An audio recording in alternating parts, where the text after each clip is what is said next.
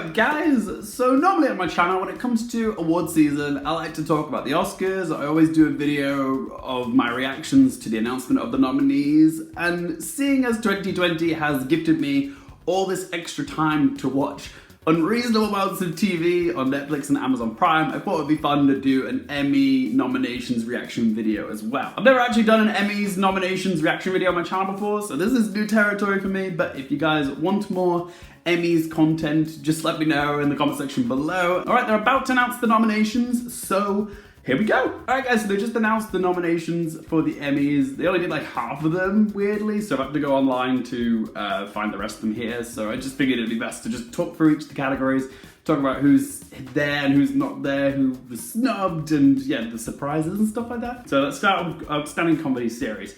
So we have Curb Your Enthusiasm, Dead to Me, The Good Place, Insecure, The Kominsky Method, The Marvelous Mrs Maisel, Schitts Creek, and What We Do in the Shadows. I'm so happy that Schitts Creek is here. Not surprised about The Marvelous Mrs Maisel or Curb Your Enthusiasm, or Dead to Me really.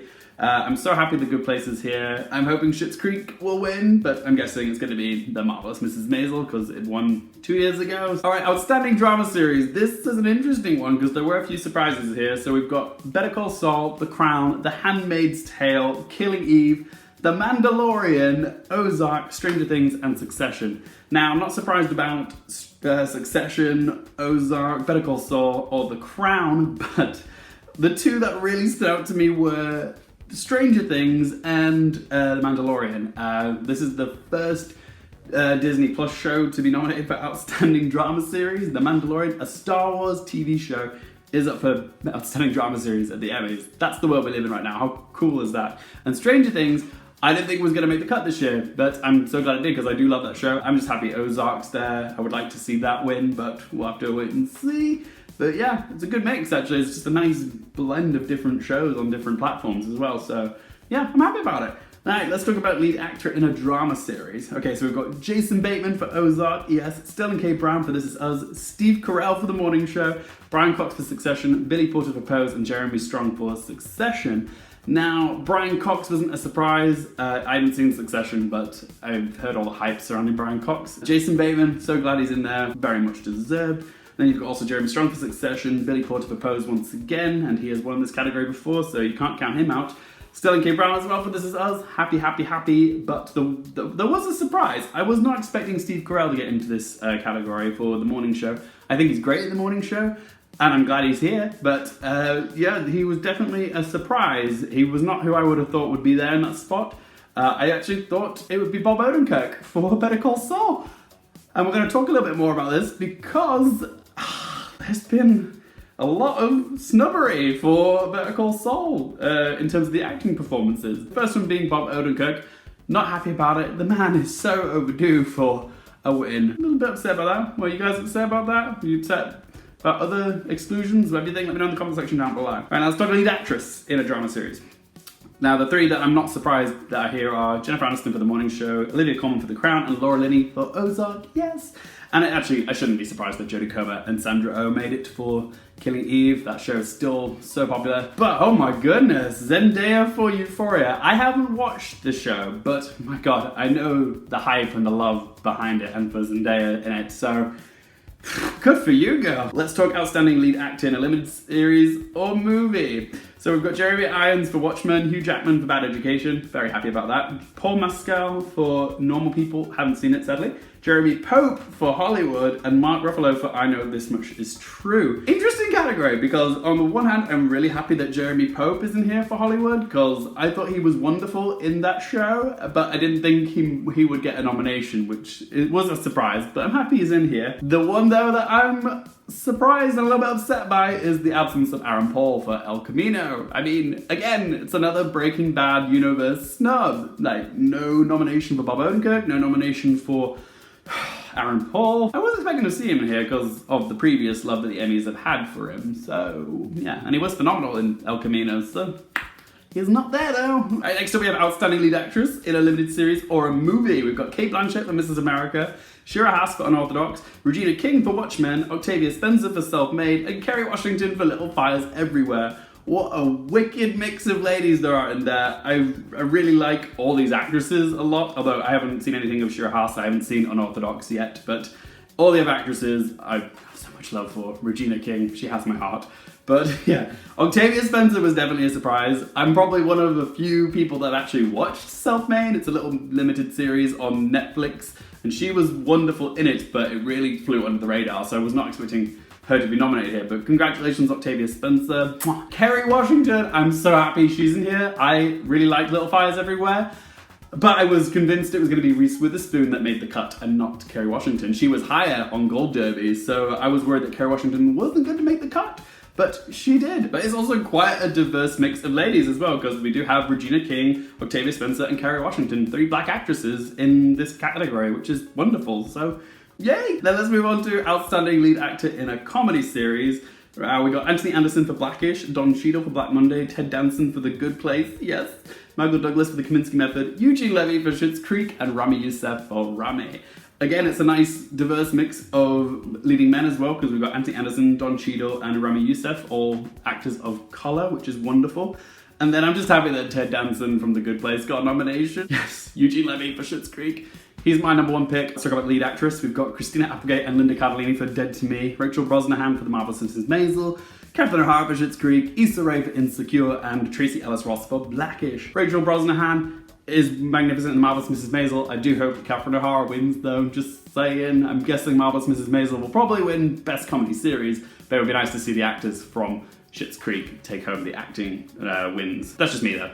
What do you guys think? Let me know in the comment section down below. And then we've got Outstanding Limited Series. This was interesting, but not massively shocking, because we've got Little Fires Everywhere, Mrs America, Unbelievable, Unorthodox, and Watchmen. Good mix, really good mix. I was expecting Hollywood to get a nomination because it's all about actors and the golden age of Hollywood. It's also Ryan Murphy. Ryan Murphy has a proven track record with the Emmys as well. But no, that did not make the cut. Supporting actor in a comedy series. So we've got Andre Braugher for Brooklyn Nine-Nine, Mahershala Ali for Rami, Kenan Thompson for Saturday Night Live, Daniel Levy for Schitt's Creek, William Jackson Harper for The Good Place, yes, Alan Arkin for The Kaminsky Method, Sterling K. Brown for The Marvelous Mrs Maisel, and Tony Shalhoub for The Marvelous Mrs Maisel. Ooh, yes, that's a really, really good mix. So much talent, so much diversity. I'm so happy William Jackson Harper's in there. That was definitely a surprise. I would love to see Daniel Levy win it, but I just don't think he will. I think he's been outshined by his TV mum and dad. I guess his TV dad is his real dad as well, but still. Good mix though, very good mix. Outstanding Supporting Actress in a Comedy Series. So we've got Betty Gilpin in Glow, Yvonne Orji for Insecure, Kate McKinnon for Saturday Night Live, Cecily Strong for Saturday Night Live, Annie Murphy for Schitt's Creek, yes. La la la la la la, a little bit Alexis. Darcy Carden for The Good Place, Alex Borstein for The Marvelous Mrs Maisel, and Maren Hinkle for The Marvelous Mrs Maisel. Seems like a good mix to me. What do you guys think? Alright, so let's talk about Outstanding Supporting Actor in a Drama Series, because there is a snub here, which I'm upset about. We've got Giancarlo Esposito for Better Call Saul, we've got Nicholas Braun for Succession, Kieran Culkin for Succession, Matthew McFadden for Succession, Bradley Whitford for The Handmaid's Tale, Billy Crudup for The Morning Show, Mark Duplass for The Morning Show, and also Jeffrey Wright for Westworld. Now, I'm happy for Giancarlo Esposito for Better Call Saul. Where is Jonathan Banks? Another snob for the Breaking Bad universe, like Mike Ehrmantraut. Jonathan Banks is so overdue. He's been nominated so many times for playing Mike Ehrmantraut, and he always delivers. And he's not here this year, and it just makes me upset. 3 nominations for Succession. I should really watch that show, shouldn't I? Adding it to my must-watch list. I mean, I'm happy for the mix of actors here. It's just I'm sad for Jonathan Banks, so yeah. Okay. Outstanding Supporting Actress in a Drama Series. Laura Dern for Big Little Lies, Meryl Streep for Big Little Lies. Then we've got Fiona Shaw for Killing Eve, Julia Garner for Ozark, Sarah Snook for Succession, Helena Bonham Carter for The Crown, Samira Wiley for The Handmaid's Tale, and Tandy Newton for Westworld. Again, what a lovely mix of ladies, and quite diverse as well. Helena Bonham Carter for The Crown. She's probably the one to beat, I think, this year. I'm a little upset. Oh no, I'm sorry, I'm not upset. She's right there. Julia Garner for Ozark is here. Sorry. I probably just read it out loud as well. I can't actually remember if I said her name then, but yeah. I thought I hadn't read Julia Garner, and she's the one that I really wanted to see here. And then Laura Dern and Meryl Streep, 2 heavy hitters. One recent Oscar winner and one like 3-time Oscar winner for Big Little Lies. Of course they were going to be here. Then we got Outstanding Guest Actor in a Comedy Series. Oh, Fred Willard for Modern Family. He just passed away like a couple months ago. I played Phil Dunphy's dad in Modern Family, and he got a posthumous nomination for Guest Actor. That makes me so happy. Good for him, Fred Willard. What a legend. Dev Patel for Modern Love. Haven't seen it. Brad Pitt for Saturday Night Live. Ooh, interesting. I was expecting Eddie Murphy for Saturday Night Live. That's the one that made a bit of noise, but Brad Pitt, good on him. Adam Driver also for Saturday Night Live, and Luke Kirby for The Marvelous Mrs Maisel. Woo! Okay, Outstanding Guest Actress in a Comedy Series. We've got Angela Bassett for A Black Lady Sketch Show, Maya Rudolph for Saturday Night Live, Phoebe Waller-Bridge for Saturday Night Live, Maya Rudolph again for The Good Place, yes, and Wanda Sykes for The Marvelous Mrs Maisel. Oh no, and Bette Midler for The Politician. I'm so happy. Oh, like I was saying before, Bette Midler and Judith Light were my favourite things about The Politician Season 2, and to see Bette Midler there, that warms my heart. I do wish Judith Light had been there, because they really were like a comedy duo in The Politician. They worked so well together. And then we've got Outstanding Guest Actor in a Drama Series. Here we go. So Andrew Scott for Black Mirror. Here we go. James Cromwell for Succession. Okay. Giancarlo Esposito for The Mandalorian. Oh, The Mandalorian got an acting nomination. Martin Short for the morning show. Oh, he was great. He really got under my skin in that show. Jason Bateman for The Outsider. Haven't seen it, but good for him. And Ron Cephas Jones in This Is Us. Haven't seen it, but congrats again. And let's move on to Outstanding Guest Actress in a Drama Series. So we've got Cecily Tyson in How to Get Away with Murder. Laverne Cox in Orange is the New Black. Love her. Cherry Jones for Succession, Harry Walter for Succession, Alex Bleedo for The Handmaid's Tale, and Felicia Rashad for This Is Us. The only one I've actually seen is Laverne Cox, so yay, but woo for everyone else. Yay! Alright, next up we have Outstanding Supporting Actor in a Limited Series or Movie. Oh, here we go. We've got Dylan McDermott for Hollywood, Jim Parsons also for Hollywood. No Joe Mantello, sadly. I was hoping Joe Mantello would be the one to get the nomination for Hollywood. However, Titus Burgess for The Unbreakable Kimmy Schmidt, and there's Yahya Abdul Mateen II for Watchmen, and then Jovan Adepo for Watchmen, and then Louis Gossett Jr. for Watchmen as well. Blimey, God, a lot of love for Watchmen in the supporting actor category. I haven't seen it, but I'm sure they're all fabulous. And then we've got Outstanding Supporting Actress in a Limited Series, and here we got, oh! Well, really? Well, we got Holland Taylor in Hollywood. I was actually expecting Patti LuPone to get the nomination over Holland Taylor, but good for her. Uzo Aduba for Mrs. America, Margot Martindale for Mrs. America, Tracy Ullman for Mrs. America, Toni Collette for Unbelievable, and Jean Smart for Watchmen. Yeah, I haven't seen any of those apart from Holland Taylor in Hollywood, but yeah, congratulations to them all. A lot of love for Mrs. America in this category. So those are all the nominations, guys. I'm just looking on Variety now for like some of the stats and stuff.